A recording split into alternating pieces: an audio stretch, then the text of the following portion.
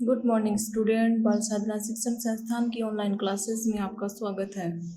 कल वाले वीडियो में अपन ने डिस्कस किया था CFT theory, crystal field theory, जिसकी 4-5 मुख्य अवधारणाएं थी, उसके बारे में अपन ने डिस्कस किया था। फिर अपन देख रहे थे कि ऑक्टाहाइड्रल जो कॉम्प्लेक्सेस हैं उनमें क्रिस्टल क्षेत्र विपाटन किस तरह से होता है, उसका डायग्राम अपन ने देखा था। और एक क्वेश्चन मैंने आपसे पूछा था, NiCO4 ये जो कॉम्प्लेक्स है, इस कॉम्प्लेक्स में आपको हाइब्रिडाइजेशन, केंद्रीय धातु आयन में हाइब्रिडाइजेशन का प्रकार कौन सा है और इसकी जियोमेट्री, संकुल की जियोमेट्री कैसी है, इसकी मैग्नेटिक प्रॉपर्टी कैसी है, इसमें बॉन्ड एंगल का मान कितना है, ये 3-4 बातें मैंने पूछी थी।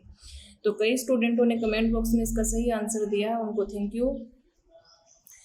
अब देखिए, सबसे पहले अपन क्या करते हैं, केंद्रीय धातु आयन का वही एटॉमिक नंबर, तो इसका इलेक्ट्रॉनिक कॉन्फ़िगरेशन क्या हो जाएगा, आर्गन 3d8 4s2। यहाँ निकल देखिए, निकल का यहाँ ऑक्सीडेशन स्टेट जो है वो 0 है, यानी कई संकुल ऐसे हैं जिनमें केंद्रीय धातु आयन का ऑक्सीकरणांक 0 होता है। मैंने पहले भी एग्जाम्पल बताए थे, जैसे NiCO4, FeCO5, CrCO6, ये जो हैं इनमें केंद्रीय धातु आयन का ऑक्सीकरणांक 0 होता है, क्योंकि कार्बोनाइल क्या है, एक उदासीन लिगेंड है जिसपे 0 चार्ज है, कोऑर्डिनेशन एंटिटी पे कोई चार्ज नहीं है। उस स्थिति में केंद्रीय धातु आयन का ऑक्सीकरणांक क्या है, 0। नाम इसका क्या होगा, टेट्रा कार्बोनाइल निकल 0।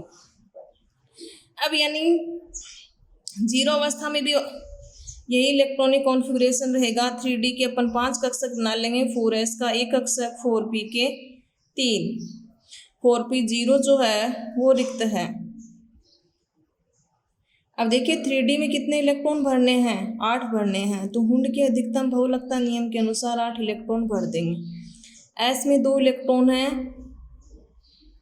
4p जो है वो रिक्त है और 4d भी रिक्त है।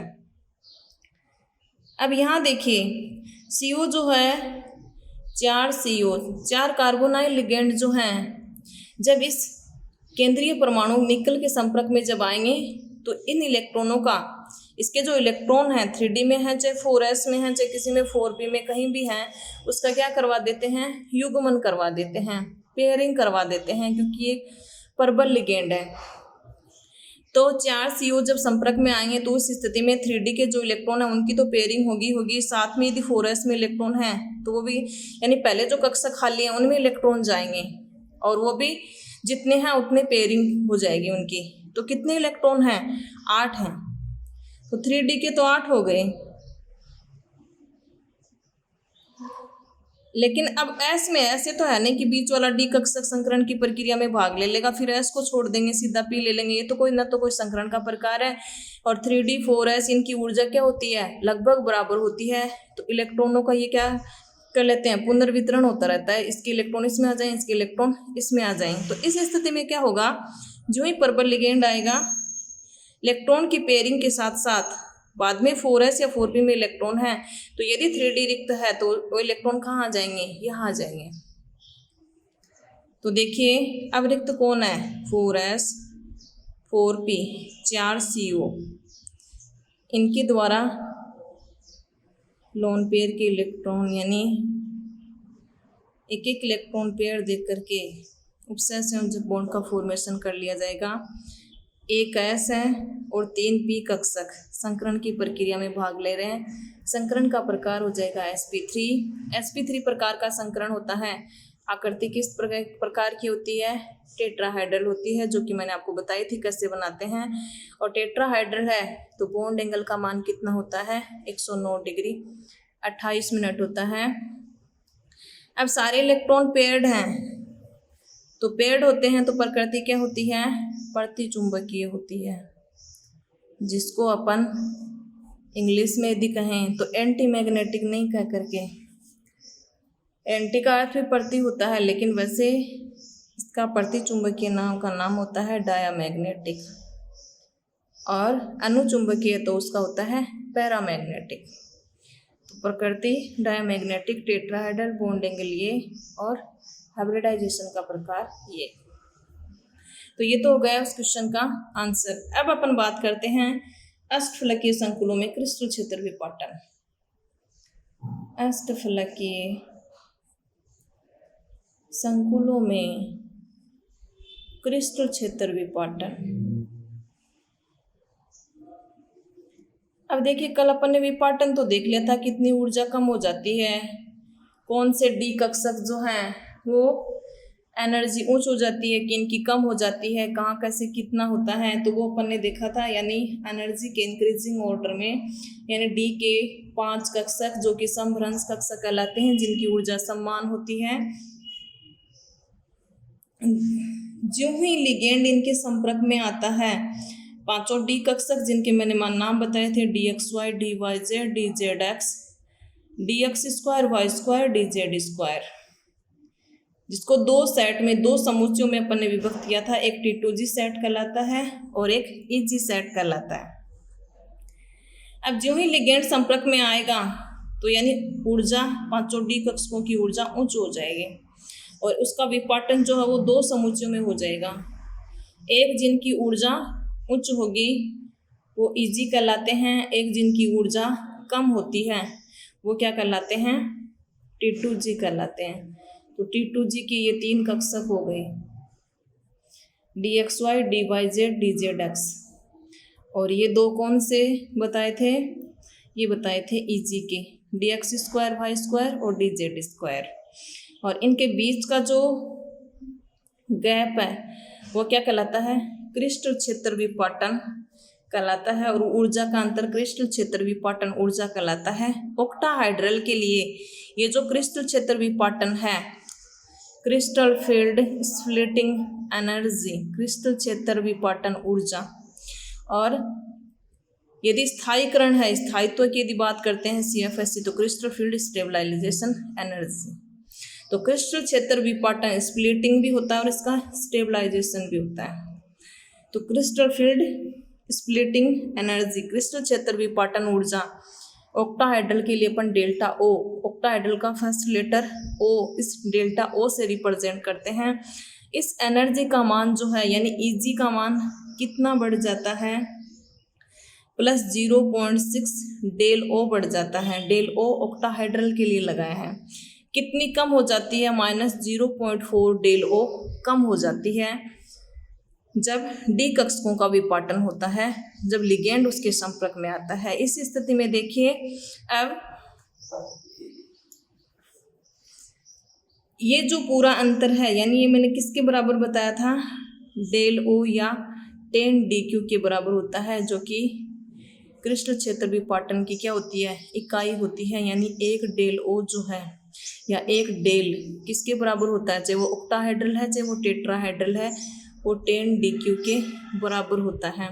तो यहाँ डेल O के रूप में लिखा है, यदि DQ के रूप में ये वाला लिखेंगे तो ऊपर वाली ऊर्जा यानी प्लस 0.6 डेल O है। एक डेल O कितने के बराबर है, 10 DQ के, तो 0.6 इंटू 10 DQ कितना हो जाएगा, 6 DQ, प्लस 6 DQ भी लिख सकते हैं, या डेल O के फॉर्म में लिखेंगे तो प्लस 0.6 डेल O लिखेंगे, और DQ के रूप में लिखेंगे तो प्लस 6 DQ लिखेंगे। इसी प्रकार नीचे वाले को कैसे लिखेंगे, -0.4 डेल O, 0.6 इंटू 10 DQ, यह है DQ के रूप में, तो यानी 0.4, तो ये माइनस का 4 DQ, इस तरह से लिखेंगे। तो चाहे ऐसे लिखा हुआ है चाहे ऐसे लिखा हुआ है, एक ही बात है, ठीक है।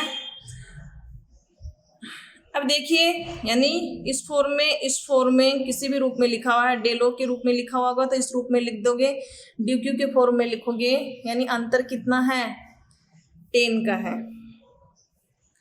अब DQ के रूप में यानी 10 का भाग लगाओगे, बट्टे के रूप में भी लिख सकते हो, यदि दोनों में 10 का भाग लगा दो तो उस स्थिति में यानी कितनी है, पूरा 10 है, उसमें उसका कितना भाग है, 6 DQ है, तो कितना हो जाएगा, 2/5 DQ भी लिख सकते हो।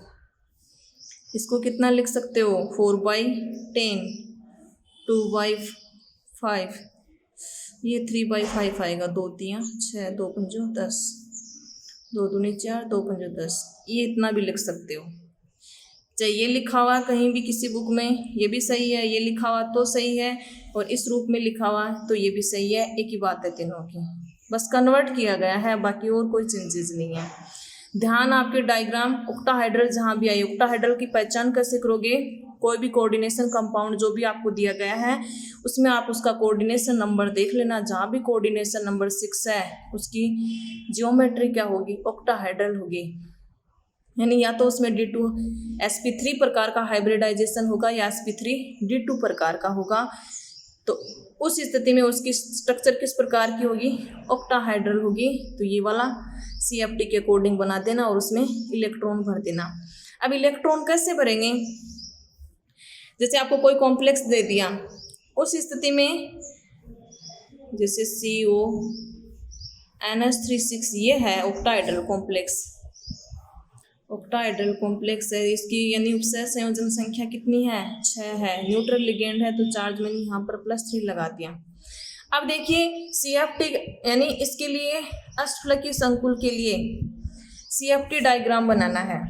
यहाँ ऑक्टाहाइड्रल कॉम्प्लेक्स है तो इस क्रिस्टल क्षेत्र विपाटन को दर्शाते हुए इसमें इलेक्ट्रॉन का व्यवस्थित कीजिए, या उसके लिए चुंबकीय आघूर्ण का मान ज्ञात कीजिए CFT की सहायता से, या CFT की सहायता से बताइए इसकी प्रकृति प्रतिचुंबकीय होगी या अनुचुंबकीय होगी। तो क्वेश्चन किसी भी तरीके से आ सकता है, कॉन्सेप्ट यदि क्लियर है तो चाहे कैसा भी क्वेश्चन हो अपन सोल्व कर सकते हैं।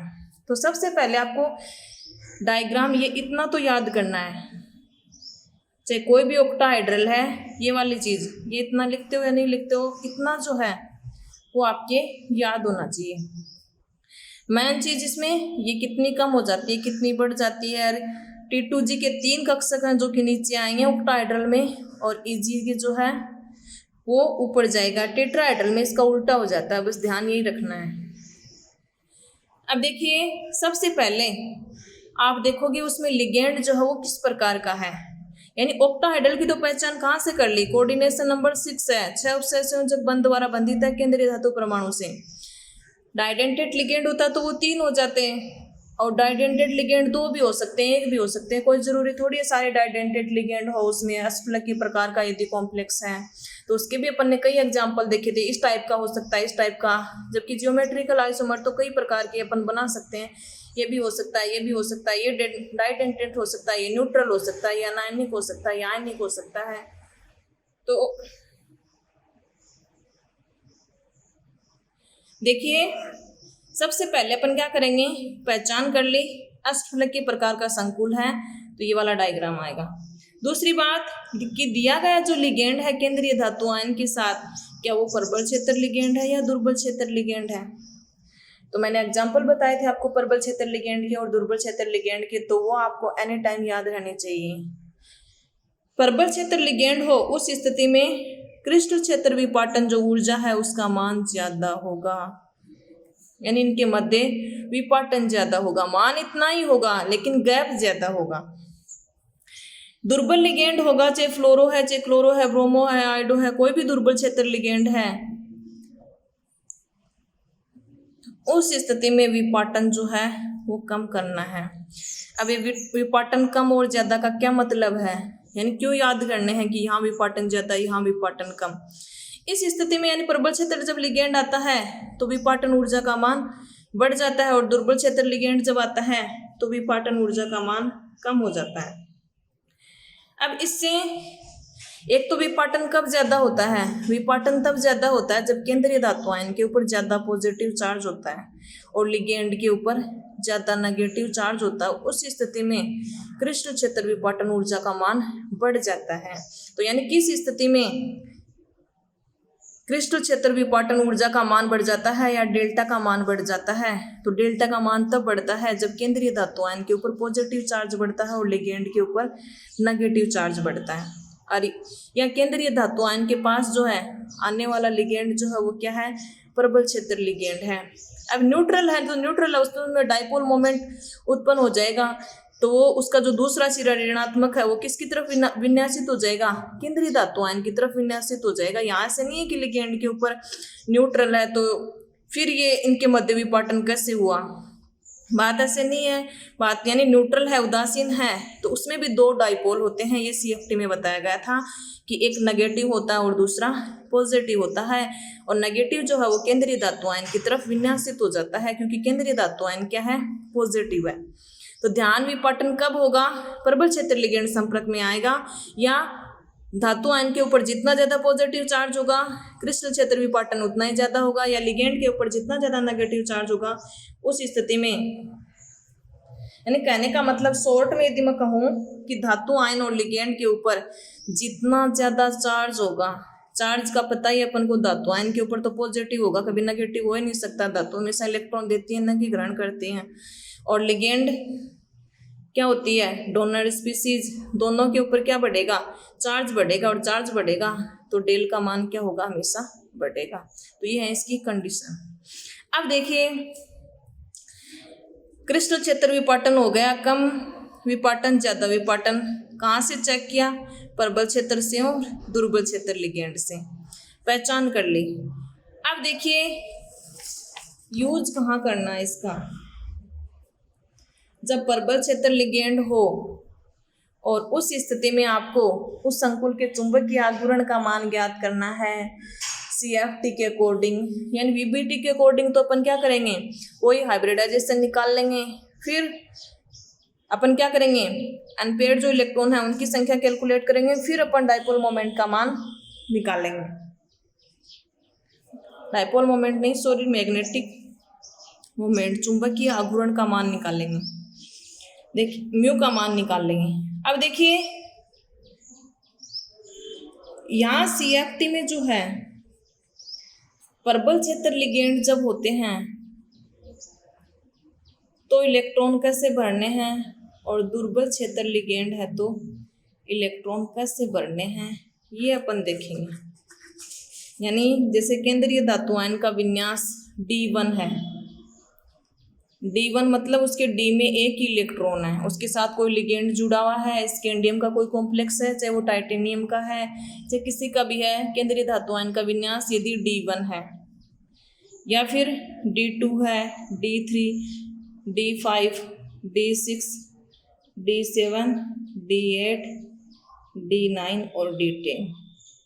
इसका मतलब है D में ये जो मैंने लिखे हैं D में भरे गए इलेक्ट्रॉनों का नंबर है, यानी केंद्रीय धातु आयन उसके साथ लिगेंड जुड़ा हुआ है, उसका ऑक्सीकरण अंक पॉजिटिव के इलेक्ट्रॉन हटाने के पश्चात यदि उसके पास D में एक इलेक्ट्रॉन रह जाता है, या 2 रह जाते हैं, या 3 रह जाते हैं, सॉरी 4, यहाँ 4 और लिख देती हूँ, 5, 6, 7, 8, 9, 10, यानी इतने इलेक्ट्रॉन हैं उसके पास, तो उस स्थिति में अपन इलेक्ट्रॉन कैसे भरेंगे, प्रबल क्षेत्र लिगेंड आ गया तो जैसे जीरो ऑक्सीडेशन स्टेट है तो फिर इसके इलेक्ट्रॉन कहाँ आ गए, सारे के सारे D में आ गए, तो D10 विन्यास हो गया, या फिर 9 इलेक्ट्रॉन है या फिर 8 इलेक्ट्रॉन है। अब उन इलेक्ट्रॉनों को भरेंगे कैसे, तो ऑक्टाहाइड्रल कॉम्प्लेक्स का डायग्राम जो है वो अपने ध्यान में, यानी ये तो D के 5 कक्षक हो गए, 1 2 3 4 5, ये EG सेट हो गया, ये T2G हो गया।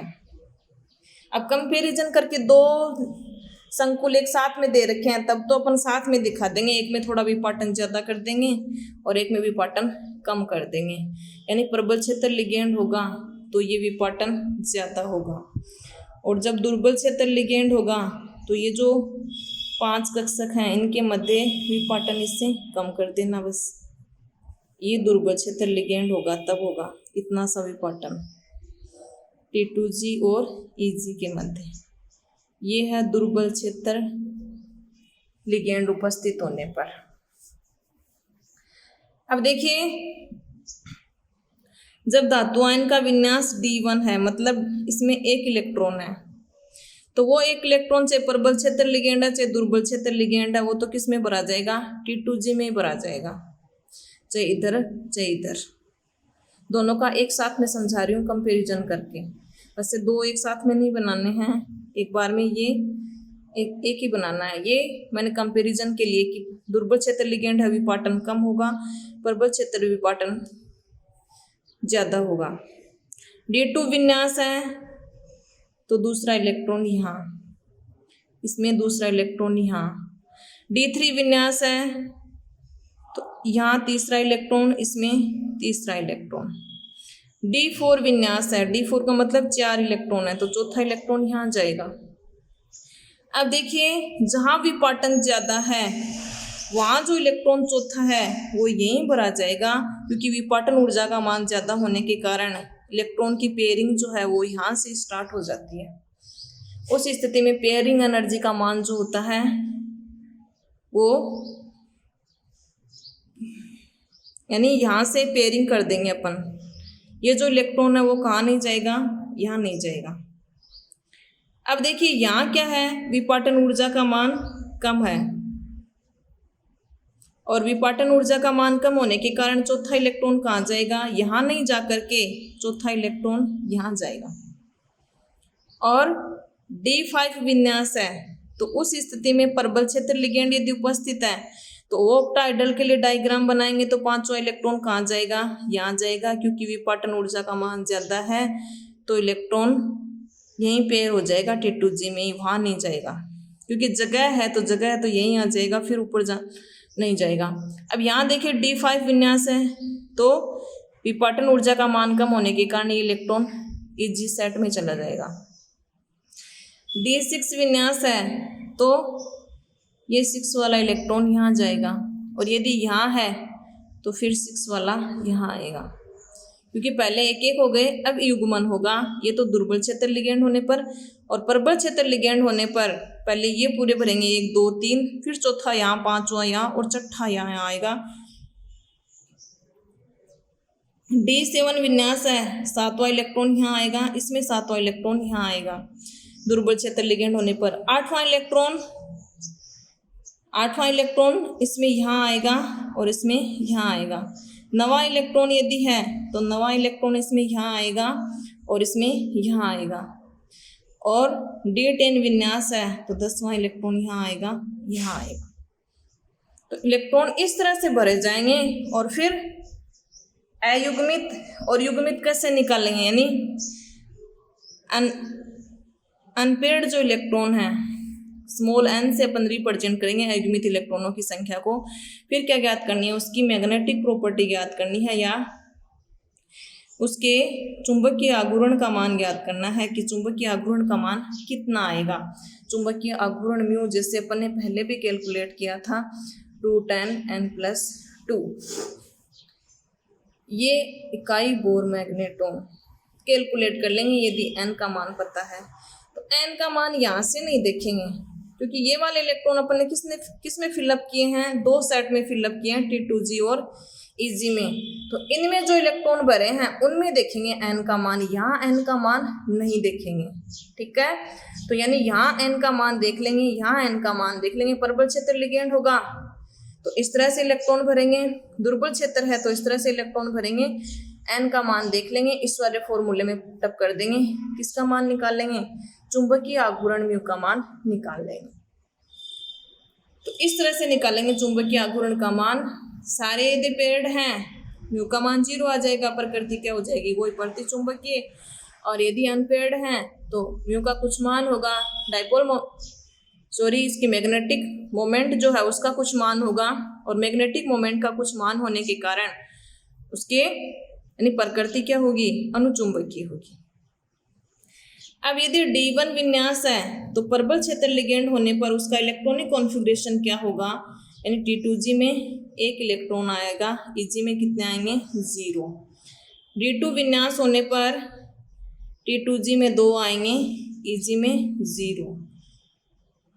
T2G में 3 इलेक्ट्रॉन आएंगे और EG में क्या आएगा, 0। D4 यदि विन्यास है तो T2G में कितने आएंगे, 4 आएंगे, EG में क्या आएगा, 0। D5 यदि विन्यास है तो T2G में कितने आएंगे, 5 आएंगे, EG में कितना आएगा, 0 आएगा। T2G6 यानी 6 ही भरे जाते हैं। प्रबल क्षेत्र लिगेंड में 6 जहाँ तक T2G में नहीं भरे जाएंगे Eg में नहीं जाएगा, क्योंकि यहाँ विपाटन ऊर्जा का मान ज्यादा है, Eg0।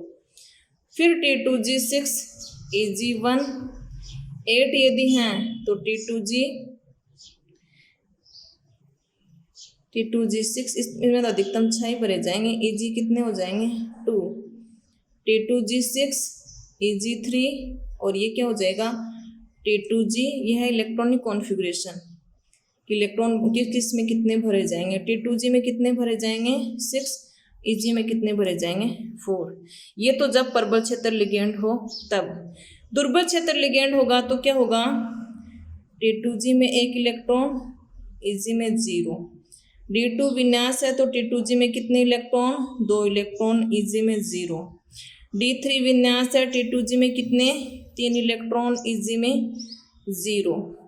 T2G D4 विन्यास है, 3 ही भरे जाएंगे, चौथा इलेक्ट्रॉन कहाँ जाएगा, Eg में जाएगा, क्योंकि यहाँ विपाटन ऊर्जा का मान कम है तो इलेक्ट्रॉन की पेयरिंग नहीं होती है। T2G में 3 इलेक्ट्रॉन, Eg में कितना जाएगा 2 इलेक्ट्रॉन, दूसरा इलेक्ट्रॉन यहाँ। T2G में 3 इलेक्ट्रॉन, Eg में कितने हो गए, यहाँ 4 हो जाएंगे इसमें, यानी चारों में एक एक बढ़ने के बाद 1 2 3 4 5 छठा इलेक्ट्रॉन यहाँ आएगा, तो Eg कितना हो गया 2। अब यहाँ T2G में 5वां इलेक्ट्रॉन जाएगा और Eg2। T2G 6 Eg2।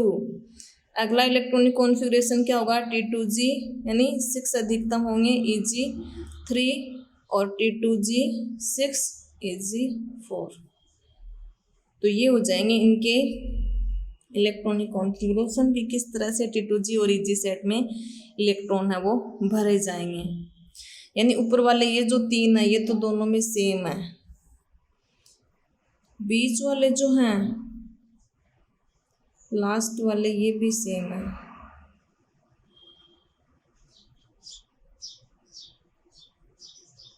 D8 D9 D10 ये भी सेम है, ये और ये 3 सेम है, D8 D9 D10, ये बीच वाले सेम नहीं है बस।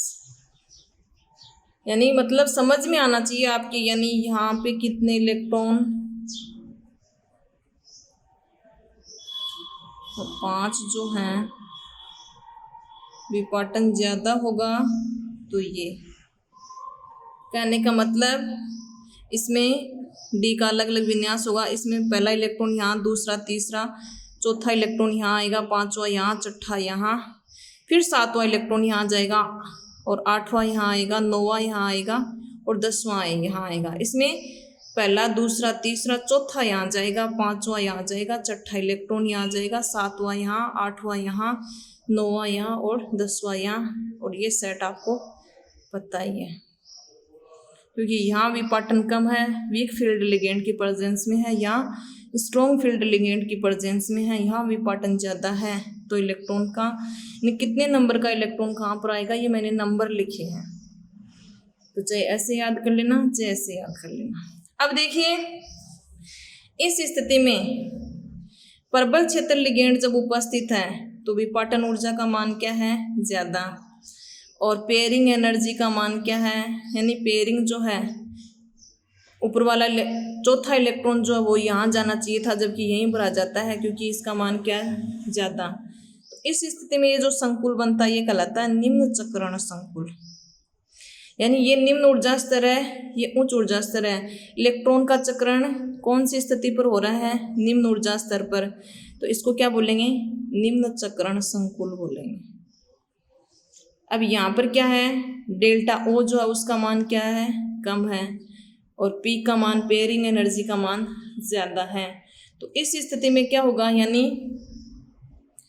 निम्न ऊर्जा स्तर और उच्च ऊर्जा स्तर, निम्न ऊर्जा स्तर में इलेक्ट्रॉन की पेयरिंग नहीं हो पाती है क्योंकि विपाटन ऊर्जा का मान कम है। तो इस स्थिति में क्या होता है, चौथा इलेक्ट्रॉन यहाँ चला जाता है। तो यानी कौन से संकुल का फॉर्मेशन होता है, उच्च चक्रण। यानी उच्च ऊर्जा स्तर में इलेक्ट्रॉन भरे जाने के बाद इलेक्ट्रॉन का क्या होता है, पेयरिंग होता है, उच्च चक्रण कॉम्प्लेक्स कहलाते हैं। तो दुर्बल क्षेत्र लिगेंड उपस्थित होने पर उच्च चक्रण संकुल का फॉर्मेशन होता है और प्रबल क्षेत्र लिगेंड उपस्थित होने पर निम्न चक्रण संकुल का फॉर्मेशन होता है। तो यानी किस स्थिति में उच्च चक्रण संकुल बनेगा, ये जो कंडीशन है ये आपको दोनों कंडीशन है वो ध्यान रखनी है, जो कि कंपटीशन एग्जाम में बहुत बार पूछा जाता है। यानी एक संकुल है जिसके लिए ये कंडीशन है, तो कौन सी स्थिति में निम्न चक्रण संकुल या उच्च चक्रण संकुल का फॉर्मेशन होगा। तो ये जो दो कंडीशन है ये आपको याद करनी है। अब जो है आपको ज्ञात करना है, यानी आज के जो कमेंट बॉक्स में आपको आंसर देने हैं वो, यदि धातु आयन का विन्यास D1 है या फिर D2 है, D3 है, इनके रफ कॉपी में आपको निकालने हैं खुद को D4 से D10 विन्यास है और उनके संपर्क में क्या आ रहा है, प्रबल क्षेत्र लिगेंड आ रहा है। एक स्थिति ऐसी है जब धातु आयन का विन्यास D1 है, दूसरी ऐसी स्थिति है जब धातु आयन का विन्यास D2 है, एक स्थिति ऐसी है धातु आयन का विन्यास D3 है, एक स्थिति ऐसी है धातु आयन का विन्यास D4 है, ऐसे है। तो इस स्थिति में आपको स्मॉल n का मान, CFT जो डायग्राम है ऑक्टाहेड्रल के लिए, स्मॉल n के मान ज्ञात करने हैं। फिर ज्ञात करके जो है मैग्नेटिक मोमेंट जो है चुंबकीय आघूर्ण का मान आपको ज्ञात करना है, √n+2 बोर मैग्नेटॉन, जो कि अपन ने पहले भी डिस्कस किया था डी ब्लॉक एलिमेंट में। उनके चुंबकीय आघूर्ण के मान जब निकाले थे तब ये अपन ने अप्लाई किया था।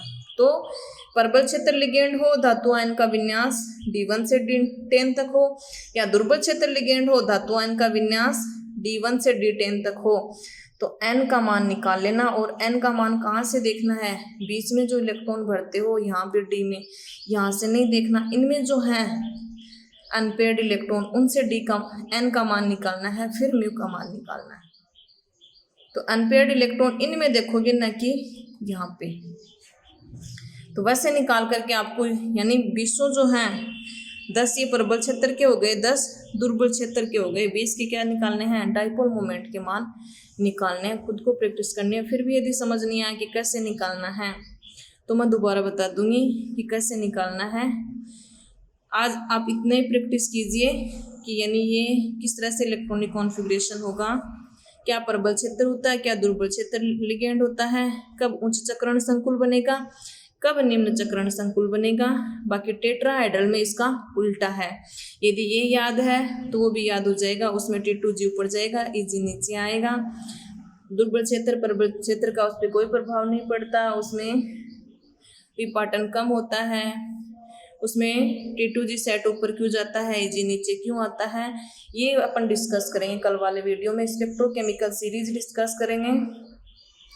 फिर उपसय संयोजक यौगिकों का स्थायित्व, संकुलों का रंग है, 1-2 वीडियो और बनेंगे इसके।